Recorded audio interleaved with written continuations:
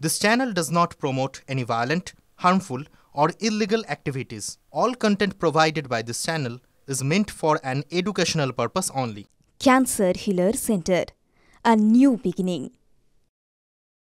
দেখছেন টিভি 9 বাংলা, রনিপা রয়েছে আপনাদের সঙ্গে। দেখুন, বেহালায় কি ট্যাংরার ছায়া, বাবা মেয়ের মৃত্যুতে এবার চাঞ্চল্যকর মোড়। পর্ণশ্রীর শকুন্তলা পার্কে বাবা মেয়ের ঝুলন্ত দেহ উদ্ধারে চাঞ্চল্য ছড়িয়েছে। মেয়েকে খুন করে বাবা আত্মঘাতী হয়েছেন, প্রাথমিক অনুমান সেটাই। মৃতের নাম স্বজন দাস। পরিবার সূত্রের খবর যে মেয়েটি অটিজম রোগে আক্রান্ত ছিল। রাজ্য এবং রাজ্যের বাইরে চিকিৎসা করেও সুফল মেলেনি। মানসিক অবসাদে ভুগছিলেন বাবা এবং মেয়ে। আমাদের সহকর্মী সৌভিক এই মুহূর্তে রয়েছেন আমাদের সঙ্গে। সৌভিক, একটা মর্মান্তিক খবর, মানে একজন মানুষের মানসিক অবসাদ কোন পর্যায়ে চলে গেলে বাবা মেয়ে আত্মঘাতী হন একসঙ্গে, কি কি তথ্য পাচ্ছ সৌভিক? একদমই তাই। দেখো, মানসিক অবস্থা তো অত্যন্ত খারাপ, কারণ স্থানীয় সূত্র এবং পরিবার সূত্র থেকে যেটা জানা যাচ্ছে যে 22 বছরের মেয়ে একেবারে ছোটবেলা থেকে অটিজমের শিকার। বিভিন্ন জায়গায় অর্থাৎ দেশে, রাজ্যের মধ্যে এবং রাজ্যের বাইরেও বিভিন্ন জায়গায় অর্থাৎ ভেতরেও বহুবার গেছে, কিন্তু কোনো রকম ভাবে এই তার যে মেয়ের যে শরীর খারাপ অর্থাৎ এই স্নায়ু রোগের কোনো রকম ভাবে সুরাহা হচ্ছিল না।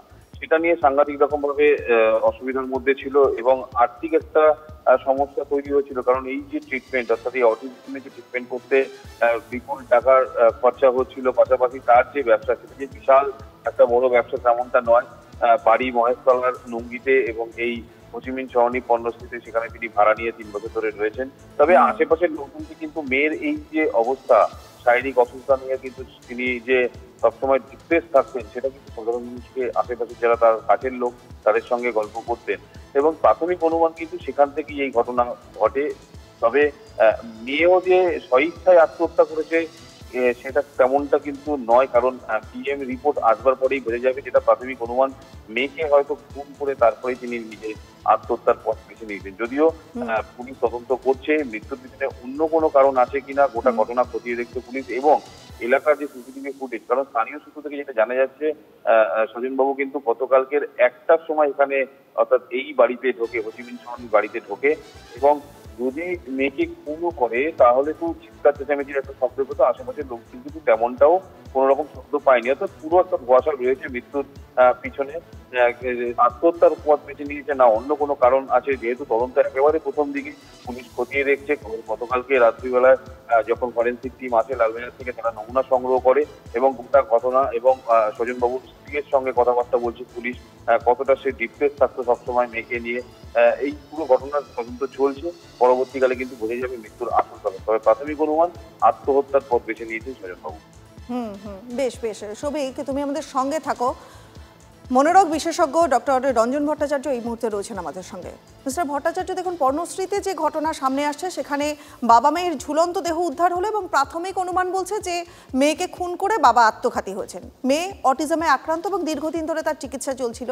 আমাকে এটুকু বুঝিয়ে একটু বলুন যে মানে একটা মানুষের মানসিক পরিস্থিতি ঠিক কোন জায়গায় পৌঁছালে অটিজম আক্রান্ত মেয়েকে সঙ্গে নিয়ে বা মেয়েকে খুন করে বাবা আত্মঘাতী হন, কোন পরিস্থিতিতে?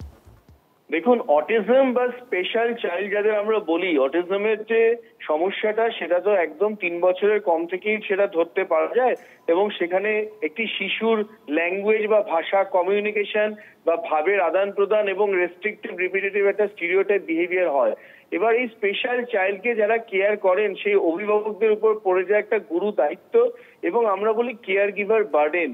এবং এক্ষেত্রে কি হয়, সেই ভবিষ্যতে তার সন্তানের কি হবে এই একটা উৎকণ্ঠা ভীষণভাবে কাজ করে। বিশেষ করে একটা মানুষ যখন প্রথম দিকে চেষ্টা করেন অটিজম ডায়াগনোসিসের পর যে তাকে সুস্থ করবেন এবং তার জন্য বিভিন্ন জায়গায় ছুটে বেড়ান কি করা দরকার, কিন্তু এটা তো একটা মাল্টিমোডাল থেরাপি এবং সত্যি কথা বলতে আমাদের এখানে তো সেই ফেসিলিটি নেই যে একটা আন্ডার দ্য সেম রুফ সমস্ত রকম 10 জন বিশেষজ্ঞকে নিয়ে অটিজম চাইল্ডকে নিয়ে চিকিৎসা করার। তার ফলে একটা গভীর মানসিক অবসাদ জন্মাতে থাকে, আর্থিকভাবে পিছিয়ে পড়েন, শারীরিক ক্ষমতা যখন ক্রমে হ্রাস পেতে থাকে তখন একটা জায়গায় মনে হয় যে আমরা যখন থাকবো না তখন আমার সন্তানের কি হবে এবং এই সুদূর পেছনে চিন্তা করতে করতে একটা এমটিনেস সিনড্রোমের মতো একটা গভীর হতাশার জন্ম নেয় এবং তখন নিজে আত্মঘাতী হন এবং তার আগে তার সন্তানকে চিরতরে সরিয়ে দেন, কারণ জানেন যে তার ভবিষ্যৎ কিছু থাকবে না, তাই তাকে সরিয়ে দিয়ে তারপর নিজে আত্মঘাত, অত্যন্ত দুঃখজনক। আমাদের সামাজিক দায়িত্ব থাকে এবং সরকারিভাবে যদি একটা পরিষেবা দেওয়া যায় যে বিনামূল্যে যে অটিজম স্পেকট্রাম ডিসঅর্ডারের চাইল্ডদের জন্য স্পেশাল কেয়ার নিডের জন্য, সেই ইনপেশেন্ট কেয়ার কিন্তু আমাদের রাজ্যে এখনো তৈরি হয়নি। বেশ, সত্যি অত্যন্ত দুঃখজনক ঘটনা। অনেক ধন্যবাদ আপনাকে এত বিস্তারিত এত সুন্দরভাবে বোঝানোর জন্য। কথা বলছিলাম মনোরোগ বিশেষজ্ঞ রঞ্জন ভট্টাচার্যের সঙ্গে। ওনার স্ত্রীর বক্তব্য যে আমি তো স্ত্রী এই যে মেয়েটা এরকম নিয়ে মেয়েকে নিয়ে ভুগছে, খুব রোজই ডাক্তার কাছে ছুটতে হচ্ছে, প্রচুর পয়সা ব্যয়ও হচ্ছে, সেটা তো বটেই, পয়সাটা তার ফ্যাক্টর। উনি একটা লোককে বলে বেড়া যে আমার মেয়েকে জন্যই আমার সর্বশান্ত হয়ে গেলাম চিকিৎসা করতে করতে, এইটুকুই কথা বলতে হবে।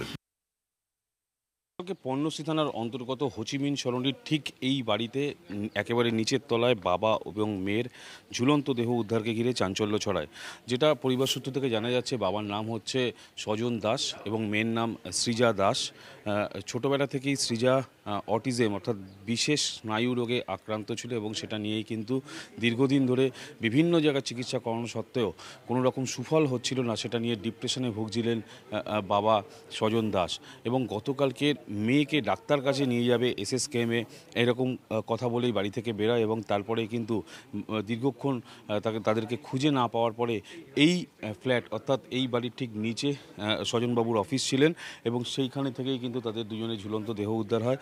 পরবর্তীকালে স্থানীয় পর্ণশ্রী থানায় এসে সেই দেহ রিকভার করে। প্রাথমিক অনুমান নিজেই ডিপ্রেশনে গিয়ে নিজের মেয়েকে খুন করে নিজে আত্মহত্যার পথ বেছে নিয়েছে, যদিও এই খুনের পিছনে অন্য কোনো কারণ আছে কিনা গোটা ঘটনা খতিয়ে দেখছে পুলিশ। ঘটনাস্থলে গতকাল রাত্রিবেলায় লালবাজারের ফরেন্সিক টিম এসেছিল এবং এই ঘটনা ঘটবার পরে কিন্তু এলাকায় যথেষ্ট পরিমাণে উত্তেজনা ছড়ায় এবং যেটা সূত্র মারফত জানা যাচ্ছে, স্বজনবাবুর বাড়ি কিন্তু মহেশতলা থানার অন্তর্গত নুঙ্গি এলাকায় এবং এই অফিসেই তিনি অফিস নিয়েছিলেন 3 বছর আগে এবং গতকালকে কিন্তু এই অফিসেই আত্মহত্যার পথ বেছে নেন। ক্যামেরা সুজেন্দ্রের সঙ্গে সৌভিক সরকার, TV9 বাংলা।